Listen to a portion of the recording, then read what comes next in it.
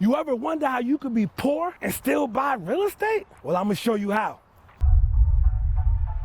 What we're standing on is some land that I purchased 3 years ago. I came out of pocket when I purchased the land, zero. Let me explain to you how I did that. Me and my business, what I do is I find good deals. And I found 1.3 acres in this area, which is considered low income, but it's currently going through gentrification. What I did was, when I found the property, I found 1.3 acres for $40,000, which was really low in Charlotte at the time. I called up a friend of mine who had a retirement account, and shout out to AmericanIRA.com.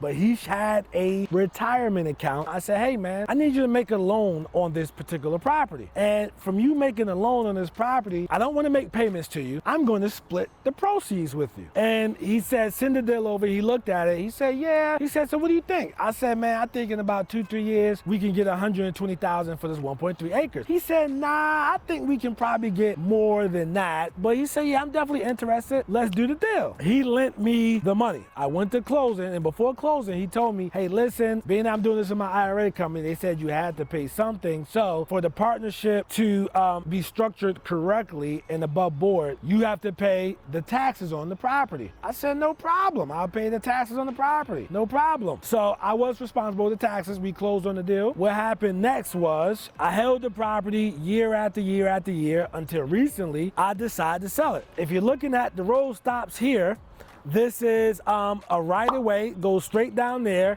and it's some land on this side and some land on that side, and together it goes to like 1.3 acres together. And you can get X amount of houses on there, whatever the case may be. You are responsible for paving out the road. I decided, I said, hey, the market is hot.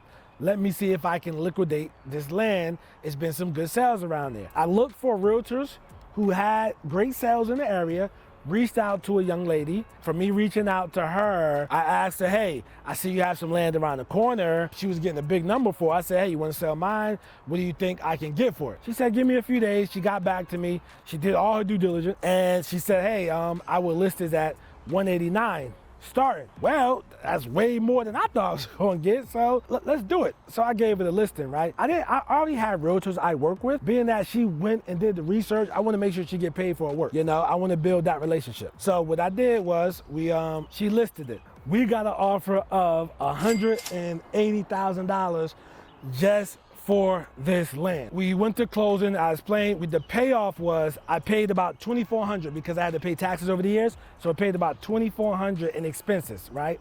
Those are my expenses. After the expenses and paying it back, $180,000, I walked away with a net profit for $62,000 and some change. It made me think I was actually better off making payments to him, because with the 50-50 split, the way it works is, and we got 180, manage the realtor fees, but the way that works is he gets paid back his initial investment of the 40, and then we split the profit around there. So it's like, dang, I really should have, instead of me saying no payments, I should have just said, hey, I'll make payments based on what we agree upon, okay? But instead I gave him profit. So was I stupid for doing that? Or should I just paid him annual percentage rate of 8% a year, 12%, 10%, you know, whatever we, you know, agreed upon. But I just did the no interest situation and I made him a partner. Answer below, comment below, was I stupid for that?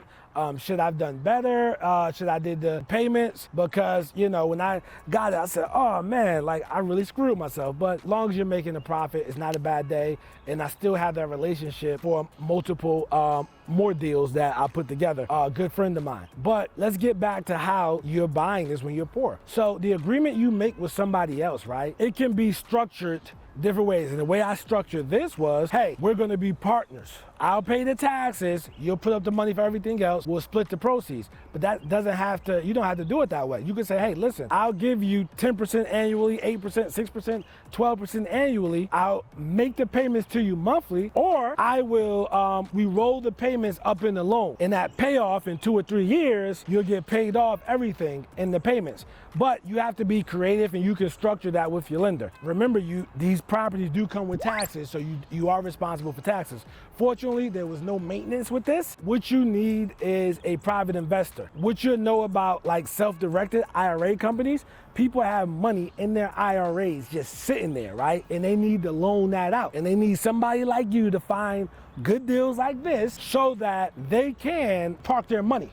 Because if the money is sitting in the IRA, it's making zero. If the money is sitting in here, he made 60K plus. I made 60K, he made 60K plus over 2-3 years. Not too many things you can do that. For those who made it to the end of the video, thank you. Comment below, let me know what you think. And please, if you want to get deals like these, right, you need the correct paperwork. Some people charge as much as $10,000 for the paperwork so that you can get deals under contract and buy and close, but I made millions with these contracts. Go to DoruContracts.com. DoruContracts.com, and I'm gonna give you the contract. Start off your business for free. Just go to the site, put your name and email in, them joints gonna be yours. Or what you can do is you can actually just look in the description, look for that, and click the link below. I'll see you in the next vid. Make sure you check out the next vid, man, that I'm pointing at. Make sure you do that.